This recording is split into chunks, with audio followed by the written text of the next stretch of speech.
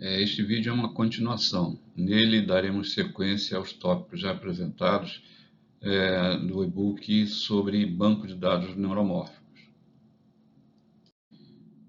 Nesse vídeo, iremos falar basicamente sobre representação do conhecimento.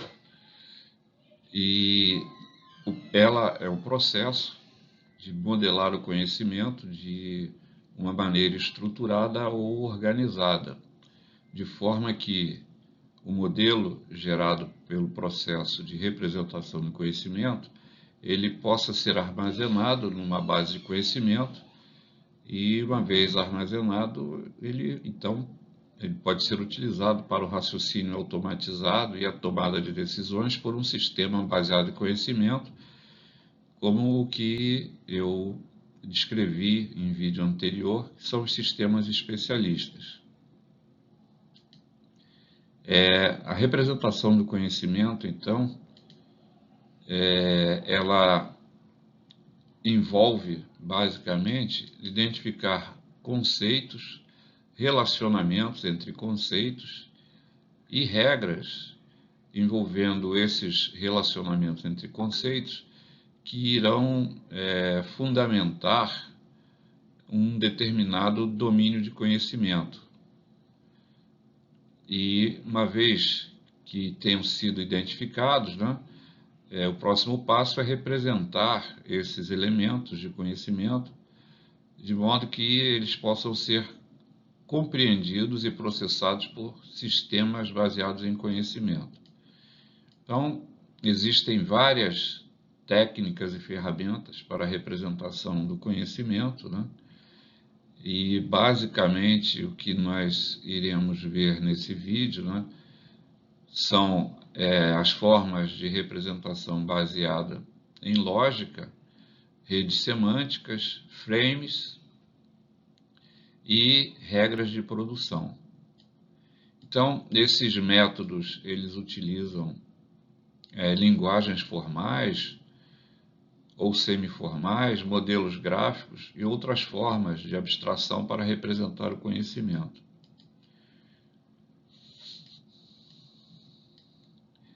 A representação do conhecimento, então, ela vai desempenhar um papel vital em muitas áreas da inteligência artificial, incluindo o processamento de linguagem natural, o aprendizado por máquina e sistemas especialistas.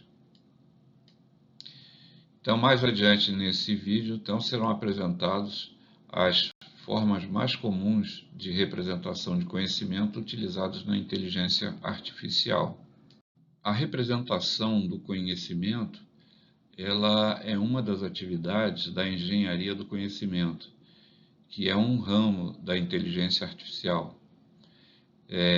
Então, a engenharia do conhecimento envolve o desenvolvimento de sistemas que podem raciocinar sobre o conhecimento de maneira semelhante ao raciocínio humano. Ela se concentra no design e no desenvolvimento de sistemas baseados em conhecimento, onde os sistemas especialistas, que nós vimos anteriormente em outro vídeo dessa série, é um tipo de sistema baseado em conhecimento. Sistemas baseados em conhecimento são programas de computador que podem representar e raciocinar com o conhecimento de um determinado domínio específico. O processo da engenharia do conhecimento envolve a captura do conhecimento, a organização e representação do conhecimento de uma forma que possa ser processado, o conhecimento possa ser processado por um computador. Isso é feito geralmente por meio do uso de uma linguagem de representação do conhecimento. Duas dessas linguagens bastante comuns são o Prolog e o RDF. RDF significando Resource Description Framework. O conhecimento, uma vez representado, então, ele é usado para construir um sistema baseado no conhecimento que pode ser usado para tomar decisões, resolver problemas ou fornecer recomendações em um domínio específico. A engenharia do conhecimento ela tem diversos desafios, né? Um deles é garantir que o conhecimento representado em um sistema seja preciso, seja completo e atualizado. Essa atualização requer um processo contínuo, né, que tem como propósito garantir que o sistema continue a fornecer recomendações ou soluções precisas e úteis.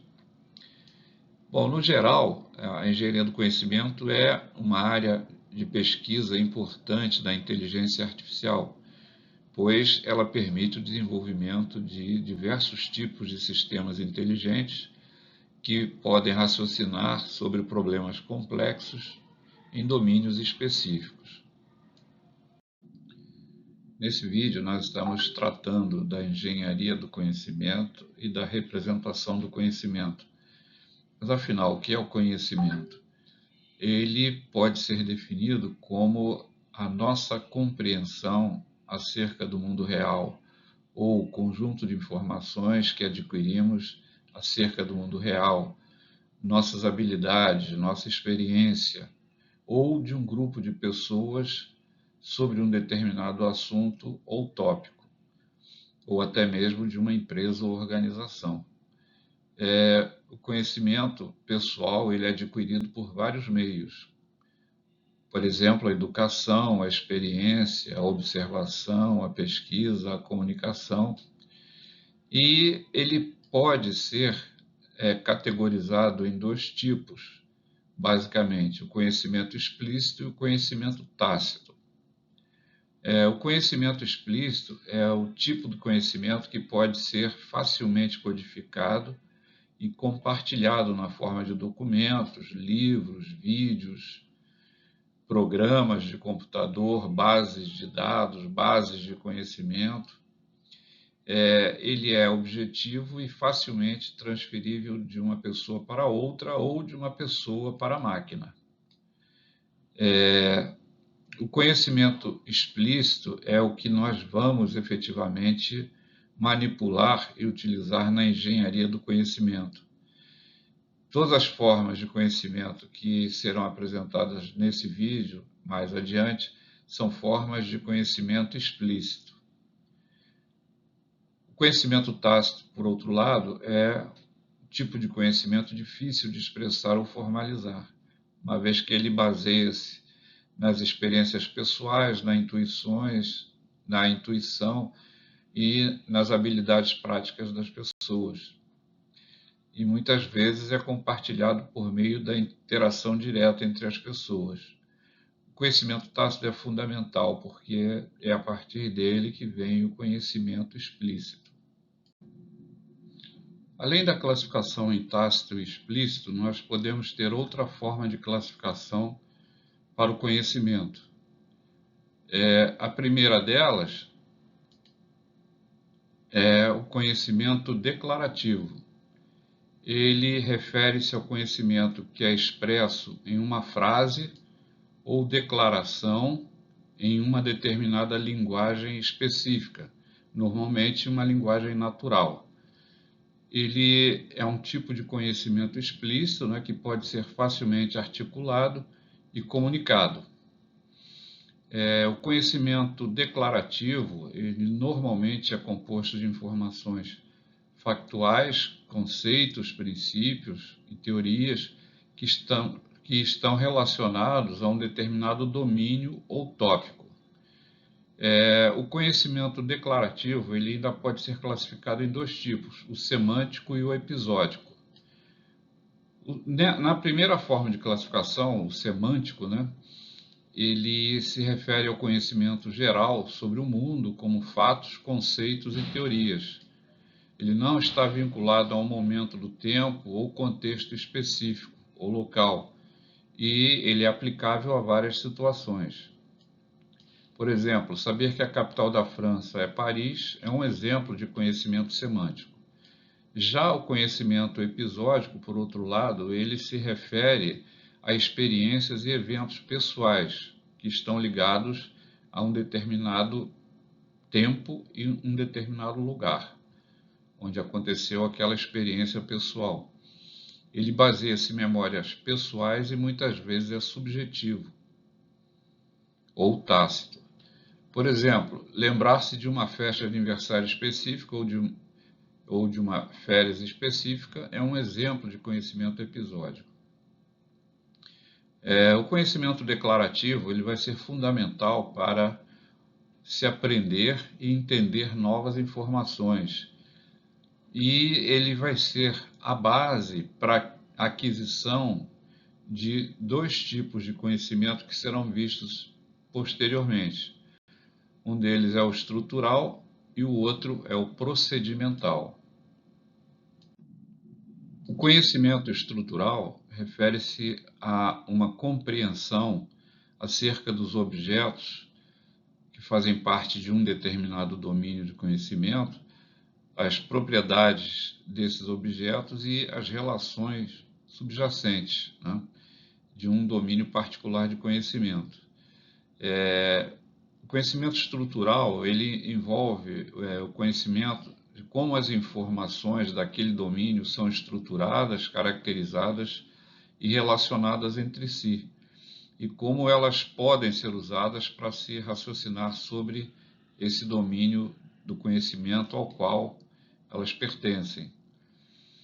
Ele é frequentemente representado usando estruturas gráficas como redes semânticas, que nós iremos ver mais adiante nesse vídeo, ou ontologias, que descrevem as relações e as hierarquias entre diferentes conceitos. Essas estruturas, então, podem ser usadas para modelar sistemas complexos e facilitar o raciocínio e a tomada de decisão em um determinado domínio.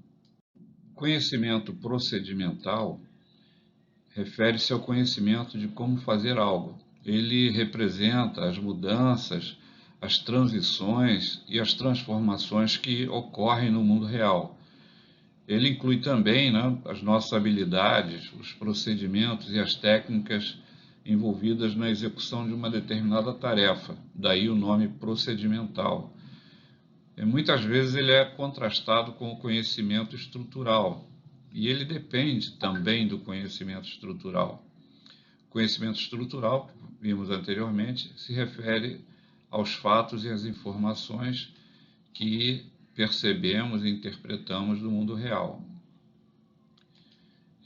O conhecimento procedimental, então, ele é tipicamente adquirido por meio da experiência e da prática. Muitas vezes ele é implícito e é difícil de articular ou externalizar. Por exemplo, a capacidade de andar de bicicleta, tocar um determinado instrumento ou realizar uma cirurgia envolve uma combinação, né, de conhecimento procedimental, né, e habilidades motoras que podem ser difíceis de descrever ou ensinar. No contexto da inteligência artificial, o conhecimento procedimental, ele frequentemente é representado por meio de algoritmos, de regras ou procedimentos que podem ser executados por um programa de computador. Por sua vez, né, o conhecimento estrutural, ele vai ser representado por meio de estruturas de dados que são específicas da inteligência artificial. Já o metaconhecimento, ele refere-se ao conhecimento sobre o próprio conhecimento. Ela é uma forma mais elaborada de conhecimento, né, de nível superior, e que envolve a própria compreensão da natureza do conhecimento, de como o conhecimento é adquirido, é organizado e usado, e como ele pode ser avaliado e aprimorado. O conhecimento heurístico, ele refere-se ao conhecimento adquirido por meio da experiência e usado para orientar determinadas soluções de problemas e determinados processos de tomada de decisão.